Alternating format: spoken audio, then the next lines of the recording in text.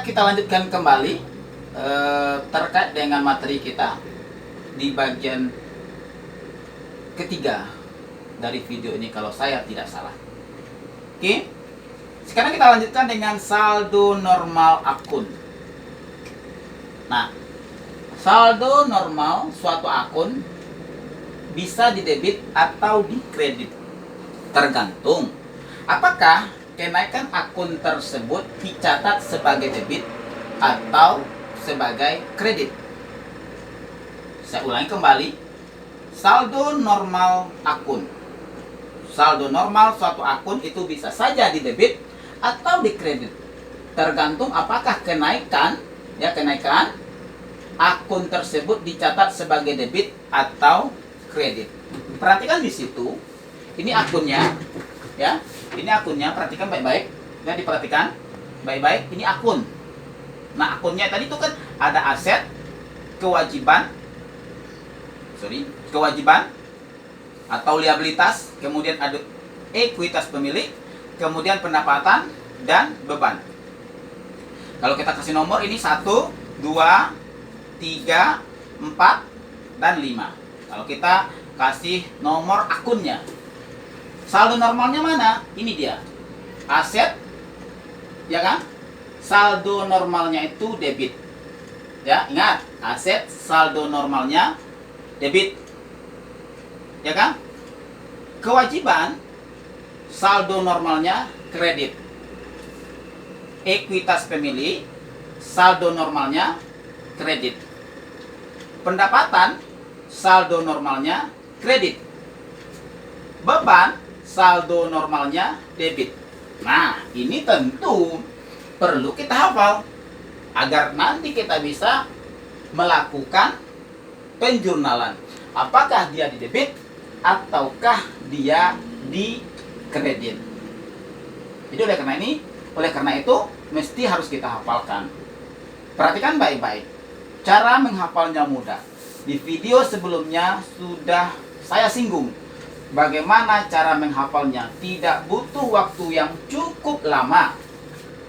Ya, tidak butuh waktu yang cukup lama untuk menghafalnya. Perhatikan kata kuncinya, kenaikan.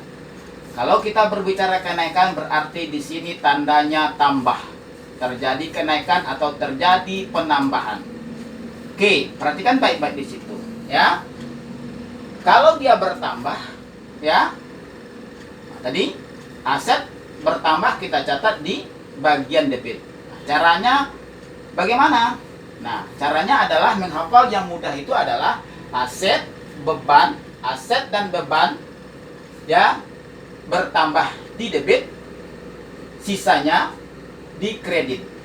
Ya kan? Sisanya di kredit. Kewajiban, ekuitas pemilik, pendapatan itu di kredit jika terjadi penambahan. Ingat ini, kenaikan atau penambahan. Saya ulangi kembali, aset dan beban, ya, debit, kemudian kewajiban dan ekuitas serta pendapatan kredit. Ya, ingat. Kata kuncinya terjadi kenaikan atau penurunan. Oleh karena itu bisa dipastikan di sini, kalau aset berkurang tentu di kredit. Kalau kewajiban berkurang tentu di debit.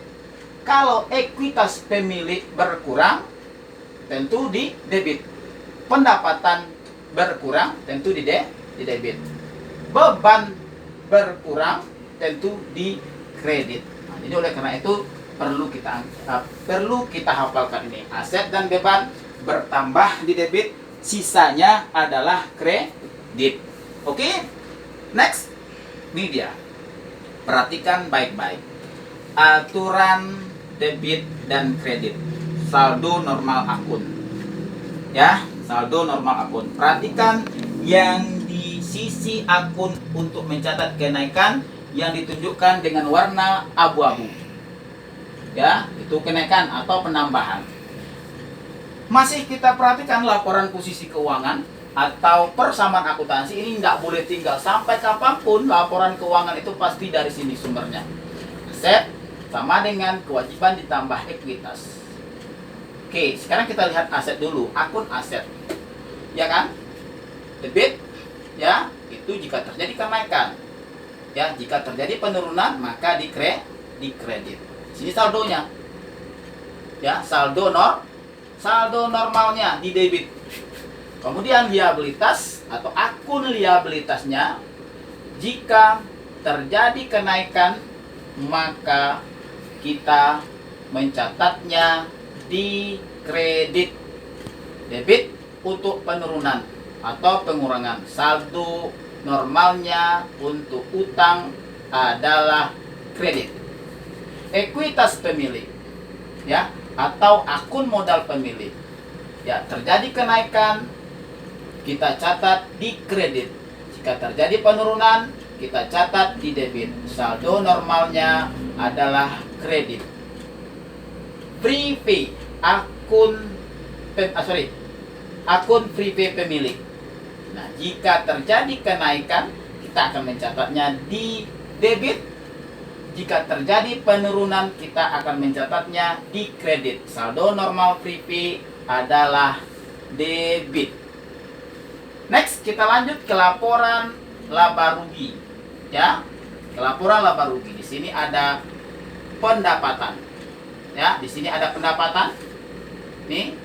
Nah, pendapatan jika terjadi kenaikan maka dia akan dicatat di sisi kredit. Jika terjadi penurunan kita catat di sisi debit. Saldo normal pendapatan adalah kredit. Kemudian ini tandanya perhatikan tambah, ya kan? Ini kurang. Berarti pendapatan dikurang beban. Nah, untuk akun beban, ya kan? Jika terjadi kenaikan beban, kita akan mencatatnya di debit.